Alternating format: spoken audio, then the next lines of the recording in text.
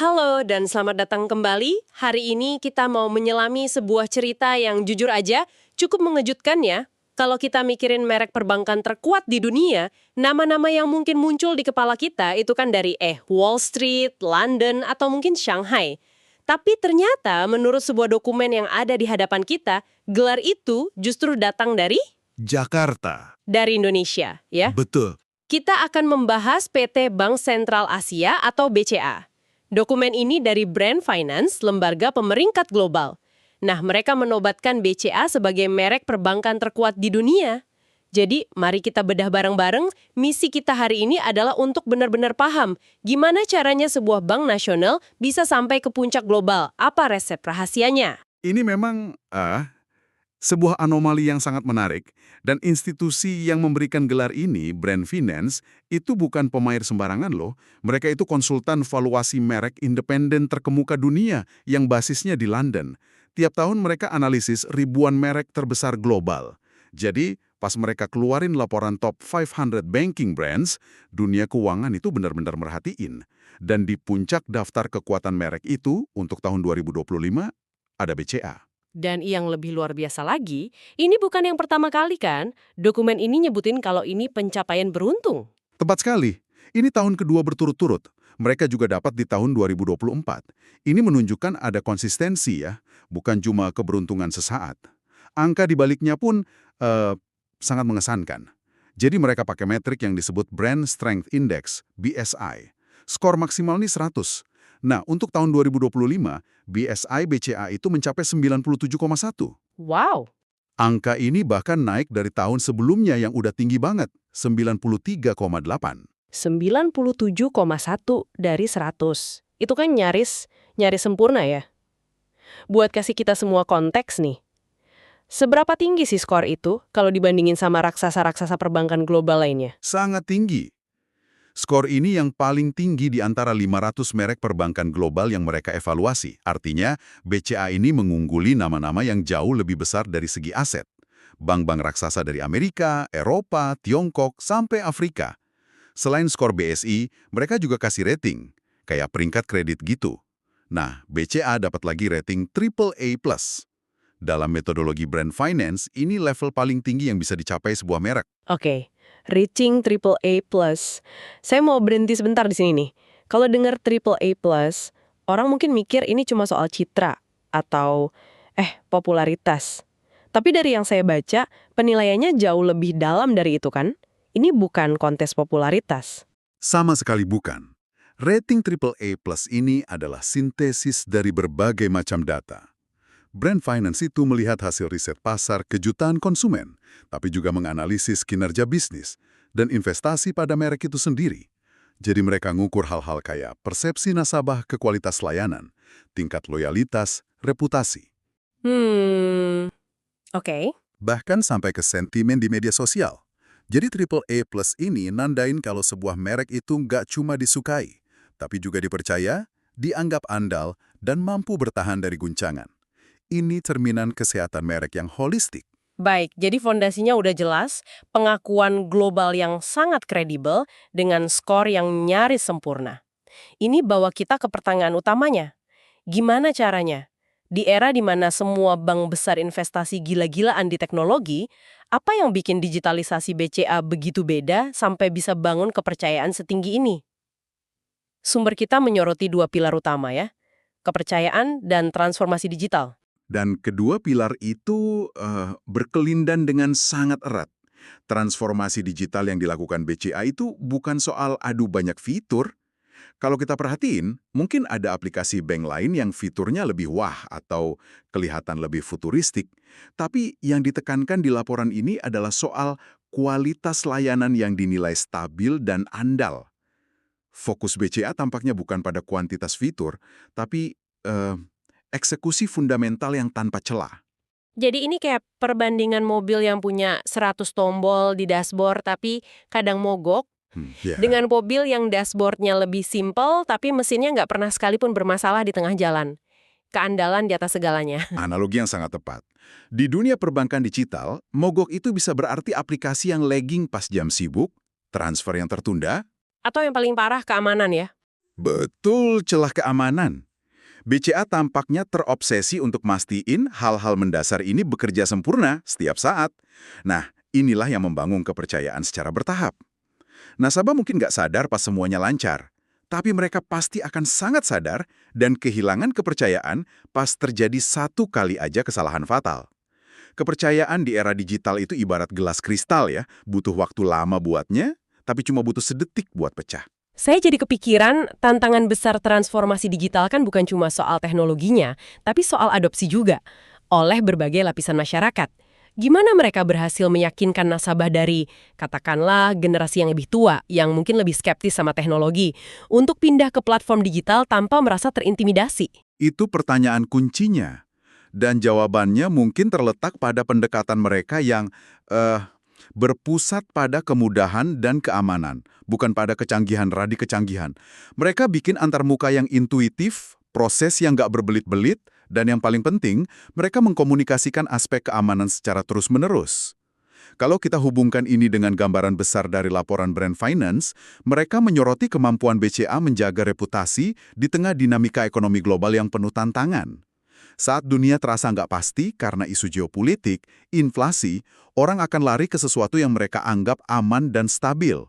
BCA berhasil memposisikan platform digital mereka sebagai sebuah benteng keamanan, bukan sekedar alat transaksi. Oke, jadi pilar pertama itu kombinasi teknologi yang andal dan kepercayaan yang dibangun dari konsistensi bertahun-tahun. Masuk akal, tapi ada satu hal di catatan ini yang saya nggak bisa berhenti mikirin. Di tengah semua obrolan soal strategi digital miliaran dolar, AI, dan blockchain, sumber kita justru menyoroti sebuah testimoni nasabah yang memuji BCA karena sesuatu yang sama sekali nggak terduga. Awalnya kedengaran aneh, tapi mungkin ini justru kuncinya. Saya juga sangat tertarik dengan bagian itu. Mari kita bahas. Jadi, testimoni ini dari seorang nasabah setia, dan pujiannya bukan soal aplikasi mobile banking atau layanan nasabah. Dia secara spesifik memuji kondisi kantin karyawan di Wisma BCA Jakarta. Kantin karyawan ya? Iya, dia menggambarkannya sebagai kantin yang rapi, bersih, nyaman, dan murah. Dan kesimpulan dari nasabah ini yang luar biasa. Dia bilang ini mencerminkan perhatian luar biasa bagi karyawan BCA. Bayangkan seorang nasabah menghubungkan kualitas kantin karyawan dengan nilai-nilai perusahaan. Ini detail yang sangat berharga. Karena ini adalah sesuatu yang nggak bisa direkayasa dalam kampanye pemasaran kan? Ini bukti otentik dari budaya internal perusahaan. Yang menarik di sini adalah, ini memunculkan pertanyaan penting. Apa kekuatan eksternal sebuah merek sebenarnya berakar dari kekuatan internalnya? Detil kecil seperti kantin itu jadi jendela untuk melihat gimana sebuah perusahaan memperlakukan aset terpentingnya, manusianya. Tapi sebentar, saya mau sedikit main jadi devil's advocate di sini. Apa kita nggak terlalu melebih-lebihkan satu testimoni ini? Bisa aja ini cuma sebuah anekdot yang kebetulan bagus, bukan cerminan budaya perusahaan secara keseluruhan. Itu kritik yang valid, dan kita harus hati-hati untuk nggak mengeneralisasi dari satu titik data. Namun, anekdot seperti ini seringkali merupakan indikator yang sangat kuat dari sebuah pola yang lebih besar. Kenapa begitu? Karena ngurus kantin dengan baik itu kan bukan aktivitas yang menghasilkan profit langsung. Itu murni biaya. Sebuah perusahaan yang memilih untuk investasi pada kenyamanan area non-produktif seperti kantin, kemungkinan besar punya filosofi bahwa kesejahteraan karyawan adalah sebuah investasi jangka panjang, bukan sekedar pos pengeluaran. Artinya, kalau mereka aja begitu peduli pada detail untuk area internal yang nggak dilihat nasabah, kemungkinan besar mereka juga menerapkan tingkat kepedulian yang sama atau bahkan lebih tinggi pada hal-hal yang langsung berhadapan dengan nasabah. Tepat. Ini tentang obsesi pada detil di semua lini. Budaya yang memperhatikan kebersihan kantin kemungkinan besar juga terobsesi dengan user experience aplikasi mereka dengan kecepatan respon saat ada keluhan. Masuk akal. Atau dengan kejelasan informasi produk mereka. Disitulah letak keunggulan kompetitif yang nggak kelihatan. Logikanya sederhana dan udah terbukti di banyak industri. Karyawan yang merasa dihargai dan sejahtera cenderung akan memberikan layanan yang lebih tulus dan berkualitas. Karyawan yang bahagia menciptakan nasabah yang bahagia. Jadi testimoni kantin ini, meski terdengar sepele, sebenarnya melengkapi narasi teknologi tadi dengan elemen manusia yang sangat kuat. Sebuah kombinasi antara high-tech dan high-touch. Mesin digitalnya canggih, tapi dioperasikan oleh orang-orang yang merasa diperhatikan. Oke, jadi kita sudah bahas resep internalnya. Sekarang, ayo kita zoom out. Apa artinya semua pencapaian BCA ini dalam skala yang lebih besar di panggung dunia? Sumber kita secara eksplisit menyatakan bahwa pencapaian ini mencerminkan meningkatnya daya saing industri perbankan Indonesia di kancah internasional. Ini adalah sebuah sinyal yang sangat penting. Kalau kita letakkan dalam konteks global, ini adalah sebuah pernyataan yang kuat. Selama berpuluh-puluh tahun kan, narasi keuangan global itu didominasi oleh institusi dari negara maju. Merekalah yang dianggap menetapkan standar emas. Dan keberhasilan BCA ini seakan mendobrak narasi tersebut ya? Benar. Ini menunjukkan bahwa sebuah institusi dari negara berkembang, dalam hal ini Indonesia, nggak cuma mampu bersaing, tapi bahkan bisa jadi pemimpin global. Dalam aspek fundamental seperti kekuatan merek, ini membuktikan bahwa keunggulan operasional, inovasi yang berpusat pada pelanggan, dan budaya perusahaan yang kuat itu bukan monopoli negara-negara Barat atau Tiongkok. Ini bisa jadi studi kasus dan inspirasi buat perusahaan lain di Indonesia atau di pasar negara berkembang lain yang bercita-cita mendunia. Jadi ini bukan cuma kemenangan korporat, tapi juga semacam kemenangan soft power ya untuk Indonesia di sektor keuangan. Ini pasti memberikan rasa bangga yang luar biasa. Bahwa sebuah merek dari dalam negeri bisa jadi patokan kualitas global. Tentu saja, di dunia yang saling terhubung, reputasi itu segalanya. Memiliki merek perbankan terkuat di dunia yang asalnya dari Indonesia, itu memberikan validasi eksternal yang sangat kuat terhadap stabilitas dan potensi ekonomi negara secara keseluruhan. Ini bisa berdampak pada persepsi investor asing, kepercayaan mitra bisnis internasional, dan juga talenta-talenta terbaik yang mungkin jadi tertarik berkarir di Indonesia. Ini menegaskan posisi BCA dan secara nggak langsung Indonesia sebagai pemain yang kredibel dan terpercaya di panggung global. Jadi setelah kita bedah bersama, gambaran besarnya jadi jauh lebih jelas ya.